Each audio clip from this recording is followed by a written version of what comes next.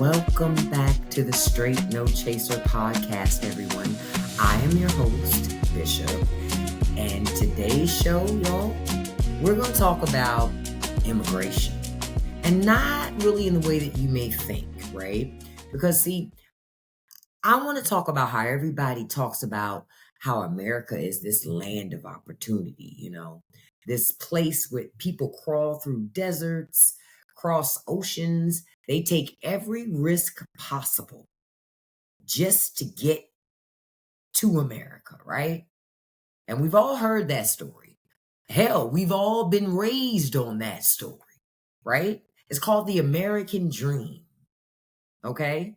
But that's not, that's not being talked, what's not being talked about enough, to be honest with you, is how more and more people are packing their bags and getting the hell up out of here. Yep, leaving America. That's right, reverse immigration. People who were born here, raised here, some who've spent their whole lives here are looking around and saying, nah, I can do better somewhere else. And honestly, that's wild when you think about it. Because what does it mean when the people who were sold the dream are running away from it? What does it mean then? What does it mean when the people who were supposed to be the poster children of this country are saying, yeah, thanks, but no thanks? I'll take my chances in Mexico, Portugal, Thailand, Costa Rica. Okay? So today, that's what we're getting into. Why people are leaving and why it's not just a little blip, but a growing trend. And I'm not talking about the super rich buying their second passport in some tax haven country. I'm talking about regular people, families, retirees, millennials trying to survive, Black folks saying, I actually feel safer overseas than I do at home. All of that. Because I'm going to tell y'all something. If America is supposed to be the greatest country on earth, but its own people are making exit plans, then we got some things to talk about, y'all. Because it ain't as good as it looks. And there are many reasons why. But we're going to start with money, right? We're going to start with money because money is at the root of all of this. The cost of living in America right now is ridiculous. Between housing is out of control. The rent prices are so high in cities that you need not one, not two, but 3 jobs just to share a 2-bedroom apartment with 6 roommates. That's not excellence. And you think I'm exaggerating? Because I'm not exaggerating. In New York, for example, the average rent for a 1-bedroom apartment is over $3,000. $3,000. Now, these are averages, but that's before you turn on the lights, before you even open the refrigerator. Healthcare? Oh, don't get me started. Don't get me started. People are literally leaving America because they can't afford to get sick here. Imagine that. The richest country in the world, and folks are flying to Mexico or India for medical procedures. That's not okay. But they do it because it's cheaper. Sometimes it's safer, and you don't need to sell your kidney to fix your other kidney. Groceries, every time you walk into a Walmart or a Kroger, it feels like a stick up. I know that's how I feel. Every time I go to the store now, I feel disrespected. You used to be able to get a whole cart for $100. Now, you get 3 bags and a look from the cashier like, you good? And let's not get started talking about college and education. People are raising kids and already planning to leave because they don't want their children saddled with $50, $60, $100,000 of student debt. In other countries, education is either free or damn near free. In America, it's a life sentence. Now compare this to living abroad, right? Because I want y'all to think about this for a second. In Portugal, you can rent an apartment in a nice neighborhood for less than half of what you pay in the States. In Thailand, you can live comfortably, eat fresh food every day, you'll have health care and still save money, all while working fewer hours. But here's the real kicker: remote work made this possible. People realize, wait, I can make my American salary while living somewhere cheaper, safer, and healthier. Okay, bet. I'll do that. It's called geo arbitrage. And Americans are cashing in. And honestly, it makes sense. Because if you're telling me I can either spend $3,000 a month for an apartment in LA or $800 a month for a beachfront condo in Mexico with a maid, by the way, why wouldn't I leave? America ain't giving me no loyalty points, so why wouldn't I leave? Think about it. You got your groceries, you got your rent or your mortgage or whatever. All those things are expensive, but it don't stop there with America crushing you with wanting to take everything you have. Because we got Uncle Sam sitting right there too. Or we could call him Uncle Scam. Because leaving America is not just about the money. It's also about how government functions or how it doesn't function. Because we've got politicians in Washington arguing about everything under the sun, from what books kids can read to who can marry who, but they can't get their act together to fix health care, housing, or wages. We got a government that bails out multi-billion-dollar corporations every other month, but tells working families to pull themselves up by their bootstraps. Student loans, oh, they've been promising relief for that for years. And every election cycle is the same thing. Vote for me and I'll forgive your loans. Then you vote and they hit you with, well, not exactly. See, what had happened was, it's always a what had happened was. It's always going to be an excuse for you. Meanwhile, Sally Mae's sitting there with her hand out like a mafia boss. And healthcare reform, you ain't got that yet. Every other wealthy country has figured out some version of universal healthcare except for America. America says, no. We're going to let you go bankrupt for a broken arm. Yeah, because that's patriotism. And the irony is, America loves to tell the world it's the model of democracy. Loves to go over to other countries, tell them how they should run their elections. Meanwhile, in the States, it takes a week to count ballots. And when the results finally do come in, half the country doesn't even believe them.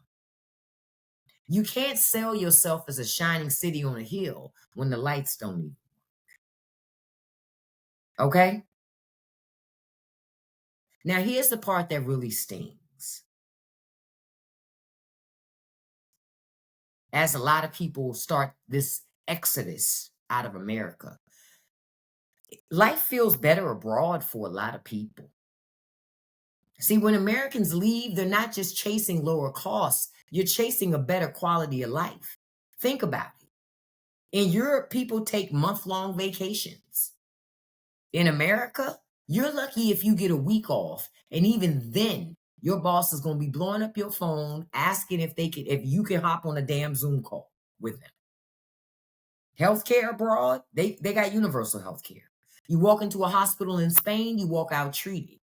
You don't get a bill that looks like a car note. Childcare, maternity leave in most developed countries is built into the system. In America, we tell new mothers, congrats on your baby. Now go back to work in 2 weeks or lose your job. That's America. Retirement, abroad, people actually get to enjoy their golden years. In America, folks are literally working at Walmart in their 70s just to make ends meet. And then there's safety and community. People who move abroad often say they feel more connected, more supported, less stressed. The mental health boost alone is worth the move.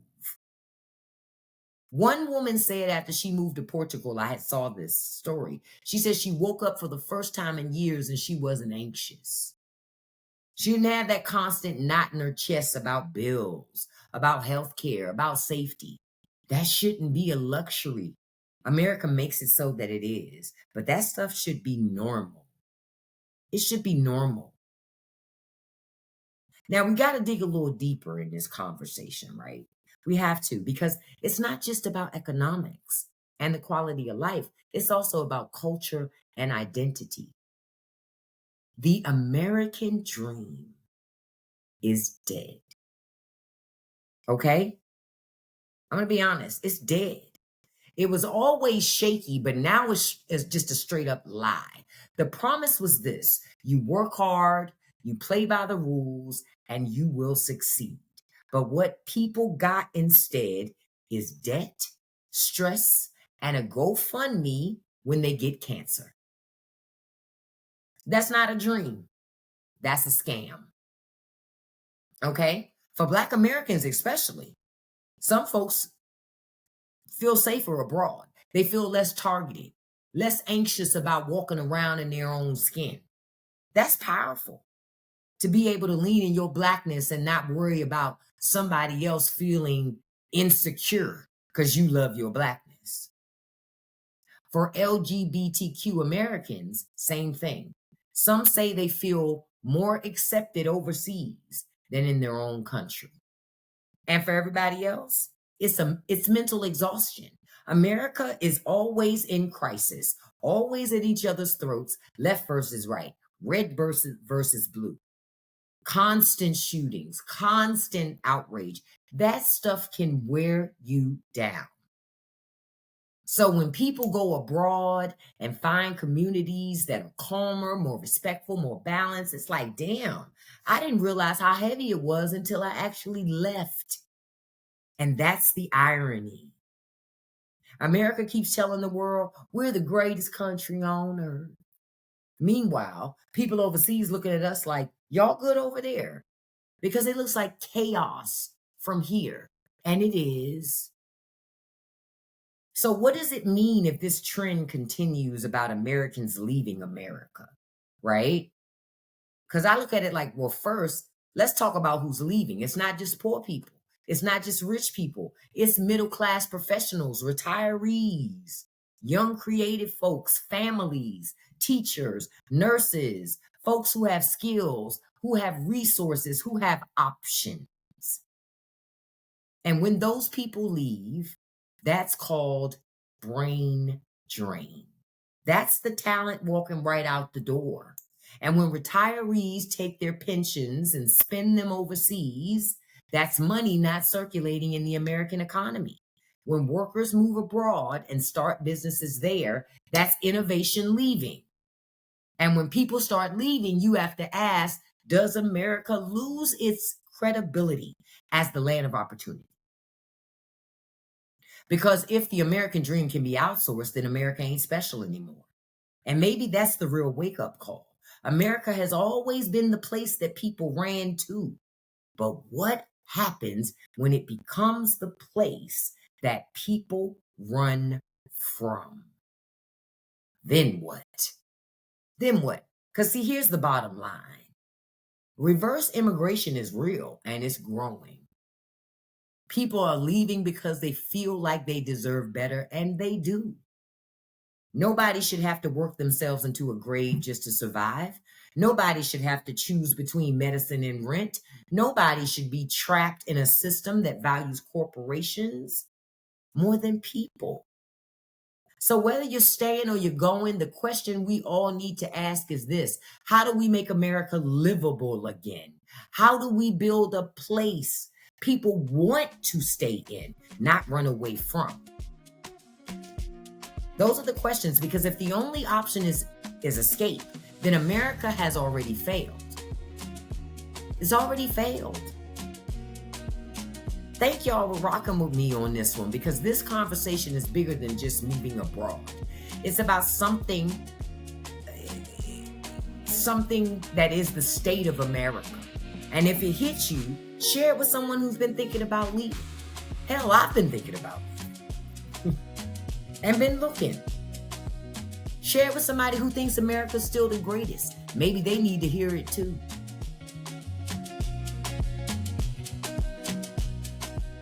I thank you all for listening today. This has been the Straight No Chaser podcast, another great episode. Let me know in the comments what you think about this. I'll see you next time, and I'm going to tell you like I always tell you, don't let nobody live rent-free in your head. Don't feed the trolls. And you can accomplish anything you put your mind to as long as you stay consistent. Peace.